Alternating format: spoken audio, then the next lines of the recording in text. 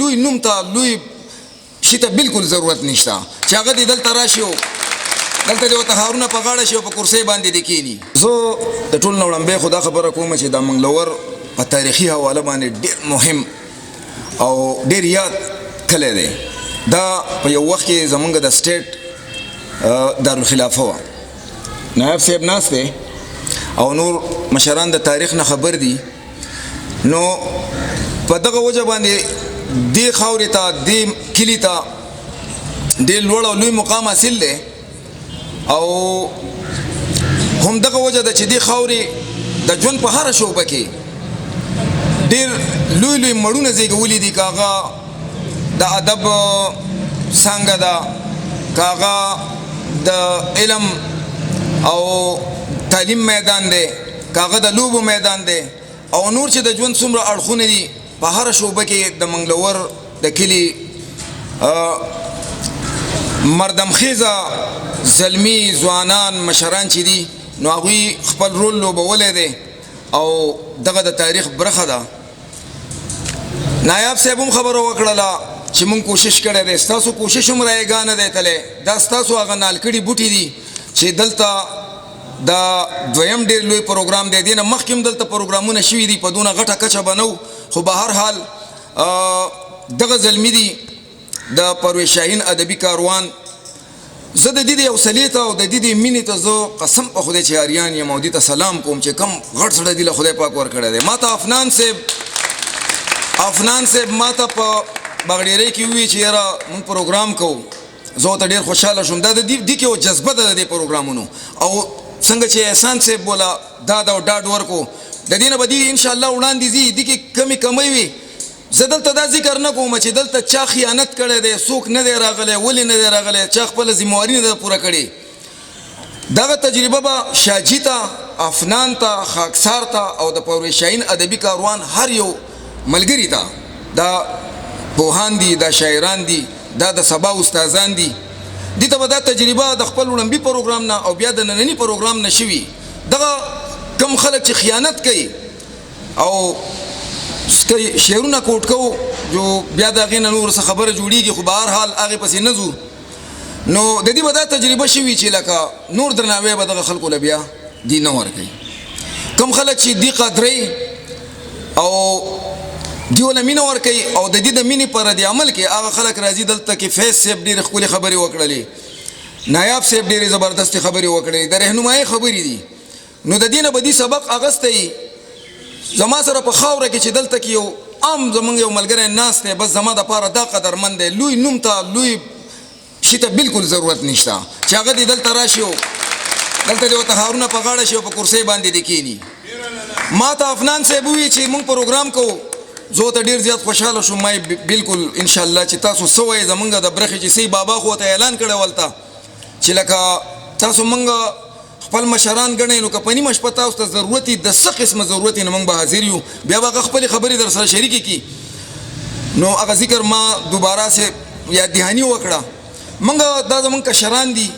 موږ ته درانه ګوري، موږ د دې سره یو، موږ به د دې سره په هر فورم په هره موقع باندې ولاړ یو، په هره موقع به د دې ډاډګیرنه کوو، دی به قدرو. موږ داسې موقع به راځي چې دی به موږ قدرو انشاءالله. دا ضروري نه ده چې دی به موږ یا دا خلک به دې قدروي، وخت به راشي انشاءالله دی ته به دغه مقام ملاویږي، دی به موږ قدرو، نور ټولنې نور خلک به دې قدروي. دلته د ډېرو ټولنو ذمهوار ملګري نمایندګان ناست دي، هغوی ته هم زه دا درخواست کوم چې څنګه په قدر تاسو دی راغواړي دغه شانتې دی له هم هلته کې یوازې د غوښتو بلنه نه، نور ول هم درناوی ورکوئ. دا شاجي زمونږ ډېر پوهه ملګری دی، په ادب باندې ډېر زیات پوهه دی، د مطالعه ده د کتابونو، د ادب سره شوق دی، د ټولو شاعرانو ادیبانو سره خپلې رابطې ساتي. نو بیا ما چې د ده سره ښه کړي د افنان صاحب سره، نو ما ته د هغې نه څو ورځې پس سورج صاحب ټلیفون وکړو چې یاره مونږ د شاهد څه شو. ما ته خاکسار وایي چې راشه شعرونه ووایه. ما خو فیض صاحب کوو، ما که فیض صاحب نه و زه بیا شعرونه بالکل نه ویم، خو چې زه راپاڅېدم نو فیض صاحب شاید چې واشروم ته ورغلی نو واپس راغی، نو اوس په پکې بیا خیر دی شعرونه ووایو، که نه ما یې که دی تلی نو زه بیا شعرونه نه ویم. خو به هر حال ما ته سورج صاحب ټلیفون وکړو موږ د شاهد په اعزاز کې پروګرام کوو په پلاني تاریخ. نو دا زه ومه چې ما ورته په خبره په ګوته کړه، ما لکه دلته په دې تاریخ باندې د افنان صاحب د پروګرام دی، ما هغه ما ته ویلي دي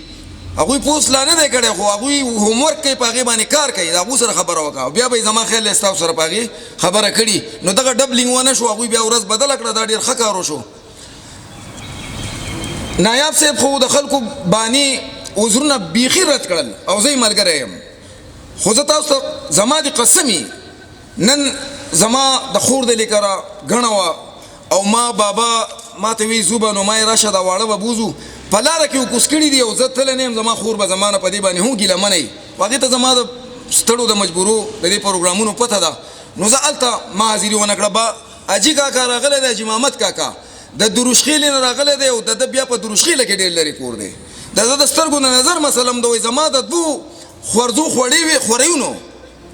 خوړې وې ما هغه پرېښودي دي او زه دلته څوک چې ځي که نه هغه بیا وزرونه نه پیش کوي ساګر صاحب تللی دی خو به هر حال زه خیر دی مونږ بخلی دی ساګر صاحب په هسپتال کې و فیض صاحب دلته ډېره ښکلې خبره وکړه دلته خلک راشي دا دکان نه دی وروره چې دی به دلته خپله دکانداري را خرڅه کړي او بیا به ځي خاکسار صاحب دی د خپل لیست ولټوي د دې نه اپله چې کوم کسان د دې محفل نه تلي دي هغه تلي دي وروره بس دا ناس خلک چې دي دا پوره دي حاجي تاسو وکئ راشئ تاسو وکئ خیر دی شعرونه دونه اهم نه دي دا خبرې مهمې دي راشئ جي تاسو وکئ ډېرې خبرې نه کوم صرف په یو دوو لفظونو کې د خپله خبره وسوم لکه دا کم کسان چې لاړل موږ د دوی نه زده کړه کوو بالکل نه کوو زموږ نه به کوي زما نه به زده کړه کوي ته زما په شعر ځان د پوه کولو دپاره کښېنه چې ته زما په شعر ځان پوه کړې زما شعر ته کوشي چې دی څه ته لفظونه نیمګړي کې زما د ژبې د بیخو ویس لفظ نیمګړی کې د لفظ نه حروف کټ کې را کټ کې او ما ته په شعر کې برابرې نو دا ستا ته زما د پښتو د خیانتګر کسې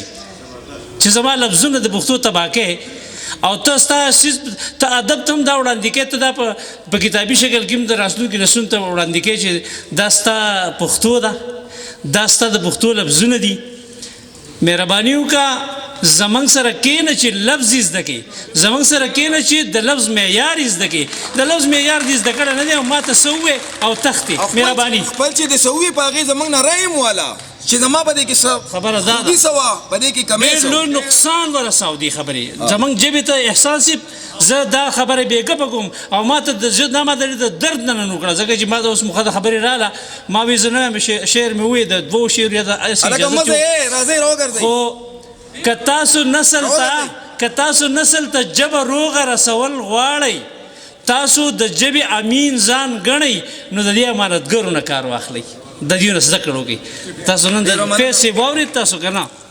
ډېره مننه نورې خبرې بس همدغه د خبرې وې ما ضروري ګڼلې بیا زما سره همکاري وکړه سید الله خادم صاحب استاد شاعر دی ادیب دی خدای پاک ولې ډېره پوهه ورکړې ده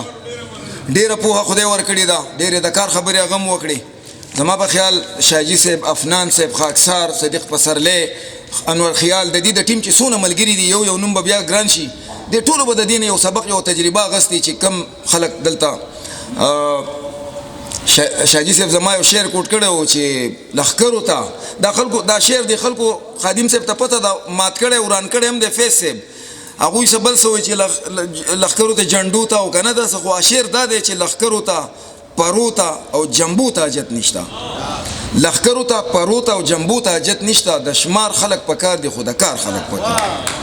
ډېره مننه بس زه به یو څو شعرونه در سره شریک کړم دا څوک چې وي خوشحاله په شرنګار د زولنو کې چې خوښې زنځیرونه وي پنجره کې دې اوسېږي دا څوک چې وي خوشحاله په شرنګار د زولنو کې چې خوښې زنځیرونه وي پنجره کې دې اوسېږي او په زول دې هسې یو ځای بل ځای نه ګرځي یارانو او دا ښکلي دې راځي زمونږ په زړه کې دې اوسېږي ډېره مننه بس ته یو غزل شعرونه په ترنم کې درته ډاکټر صاحب